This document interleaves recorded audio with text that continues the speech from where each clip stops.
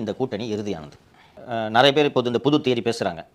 திமுகவை எதிர்ப்பவர்கள் எங்களோடு சேரலாம் என்று சொல்லியதன் மூலம் இன்னமும் விஜய்க்கான கதவுகளை எடப்பாடி திறந்து வைத்திருக்கிறான்ட்டு நேற்று நீங்கள் யாரோ கேட்டீங்க. நான் நேற்றே சொன்னேன், அப்படிலாம் இல்லை. ஒரு ஆப்ஷன் வேணும்னா வந்து சேர்ந்து தம்பி, நீ ஒரு ஸ்டேட்மெண்ட் சொல்கிறேன், நான் தான் முதல்வர்ன்ட்டு, நான் ஒரு ஸ்டேட்மெண்ட் சொல்கிறேன், நான் தான் முதல்வர்ன்ட்டு. ஸோ ரெண்டு பேரும் அவங்கவுங்க நிலைப்பாட்டை தெளிவுபடுத்திட்டாங்க அப்படின்றது தான் நம்ம அதை புரிஞ்சு கொள்ளணும்னு நான் சொன்னேன்.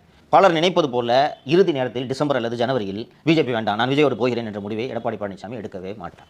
அண்ட் திரு அருண்ராம் அவர்கள் எழுதியிருப்பது போல 80-90 சீட்டுக்கெல்லாம் பிஜேபிக்கு தரவே போகிறதில்லை. இரட்டை தலைமை மற்றும் மைனாரிட்டி ஆட்சி நடத்தி கொண்டு இரட்டை தலைமையில் இருந்து கொண்டு கட்சி மிகப்பெரிய குழப்பத்தை சந்தித்துக் கொண்டிருந்த காலத்திலேயே 20 சீட்டுக்கு மேல் கொடுக்க முடியாது என்ற நிலைப்பாட்டில் பழனிசாமி எவ்வளவு உறுதியாக இருந்தார் என்றதை பலமுறை நான் பேசியிருக்கேன். லீலா பேலஸ்ல எங்கேயோ நடந்த நெகோசியேஷன், அமித்ஷா விடிகாத்தால போனார். லீமேடின் இல்லைப்பா, லீலா பேலஸ் ஐடிசி வேண்டியது ஒரு ஹோட்டல். ஓகேவா, விடியற் காத்தால ஒரு திரு தாமதமாக அமித்ஷா போனார்ன்றது பேசணும். அன்றைக்கே அவர் பலவீனமாக இருந்தார், இன்றைக்கி அவர் பலவீனமாக இல்லை. 21ஓடு ஒப்பிடும்போது இன்றைக்கி அவர் பலவீனமாக இல்லை. ஓகேவா, ஹீ இஸ் அ டஃப்